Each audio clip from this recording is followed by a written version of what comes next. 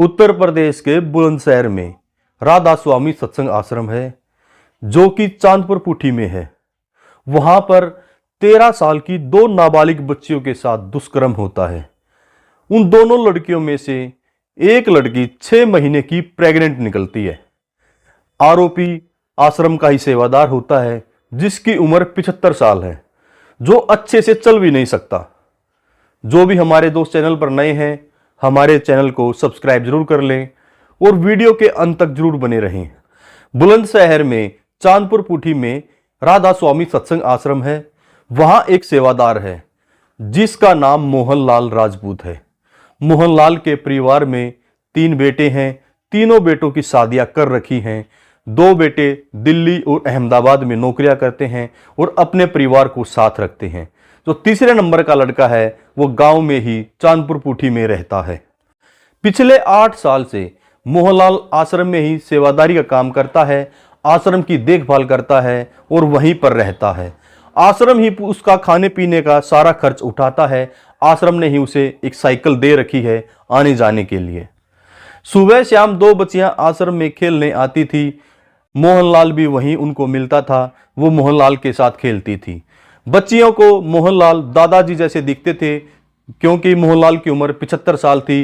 वो बच्चियों के साथ खेलता था और मोहनलाल के पास एक साइकिल थी। बच्चियों को साइकिल चलाने का शौक था। मोहनलाल उन्हें साइकिल चलाना भी सिखाता था। मोहनलाल के पास एक रूम था जहां पर वो चाय बनाता था। बच्चियों को अपने साथ ले जाता, उन्हें चाय पिलाता, बिस्कुट खिलाता, मिठाइयाँ खिलाता, कभी कभी पैसे भी दे देता था। लड़कियों को मोहनलाल से बहुत ज़्यादा लगाव हो गया था। एक दिन अचानक से लड़कियां आश्रम में आना बंद कर देती हैं। दोनों बच्चियों में से एक बच्ची बीमार रहना शुरू हो जाती है। बच्ची के माता पिता बहुत परेशान हो जाते हैं कि हमारी बच्ची को क्या हुआ, क्योंकि बच्ची अभी महज 13 साल की थी। उसके शरीर में इंप्रूवमेंट होने शुरू हो गए थे। बच्ची का पेट फूलना शुरू हो गया। बच्ची के माता पिता टेंशन में आ जाते हैं तो तुरंत डॉक्टर के पास जाते हैं। डॉक्टर बोलता है इसका अल्ट्रासाउंड करना पड़ेगा। तो अल्ट्रासाउंड होता है तो डॉक्टर टेंशन में आ जाता है। महज 13 साल की बच्ची कैसे प्रेग्नेंट हो सकती है, वो भी 6 महीने की। डॉक्टर बच्ची के माता पिता को बताता है तुम्हारी बच्ची प्रेग्नेंट है। तो माता पिता बोलते हैं सर शायद आपको कोई गलती हो गई होगी, नाम में कोई मिस्टेक हो गई होगी, आप दोबारा से चेकअप करें, क्या पता कोई गलती हो। तो दोबारा से चेकअप होता है। बच्ची फिर भी 6 महीने की प्रेग्नेंट थी। तो बच्ची के माता पिता शौक से व्याकुल हो जाते हैं, अब करे तो करे क्या, इतना बुरा हमारी बच्ची के साथ किसी ने किया। तो बच्ची की माँ बच्ची को बुलाती है, बोलती है बेटा तुम्हारे साथ किसी ने कोई गंदा काम किया है तो हमें बताओ। बच्ची रोती है, पहले रोती है, बच्ची को पानी पिलाया जाता है। तो बच्ची बताती है मम्मी जब हम आश्रम में खेलने जाते हैं तो एक दादा जैसे अंकल हैं वहाँ पर रहते हैं जिनका नाम मोहनलाल है, उन्हीं के पास हम खेलते हैं। वो हमें चाय पिलाता है, पता नहीं हमें चक्कर से आने लगते हैं तो हम घर आ जाते हैं। तो बच्ची का पिता समझ जाता है कि बच्चियों के साथ उसी बूढ़े आदमी ने कुछ गलत काम किया है। इतना गुस्सा आता है बच्ची के पिता को, वो सोचता है मैं उसका गला दबा दूं। बच्ची के पिता को बहुत गुस्सा आता है, फिर भी वो सेवादार मोहनलाल की 75 साल की उम्र थी, सिर्फ यही शर्म कर जाता है। धीरे धीरे यह बात पूरे गांव में फैल जाती है। लोगों की पंचायतें शुरू हो जाती हैं। सभी मोहनलाल का पक्ष ले रहे थे। जो आश्रम का सेवादार था, बच्ची की तरफ कोई नहीं देख रहा था क्योंकि एक नाबालिग बच्ची जिसकी उम्र 13 साल थी, वो भी 6 महीने की प्रेग्नेंट। लोगों की इंसानियत बिल्कुल खत्म हो गई थी। जो गांव का मुखिया था वो भी बच्ची के माता पिता पर ही दबाव बना रहा था कि तुम लोग समझौता कर लो। लेकिन बच्ची के माता पिता क्या करते, उनको पता है 13 साल की उम्र महज बच्ची की है, उसने अभी तक जीवन देखा ही नहीं है, दुनियादारी देखी नहीं है। तो ऐसे कैसे हो सकता है। बच्ची के माता पिता का झगड़ा गांव के मुखिया से भी हो जाता है।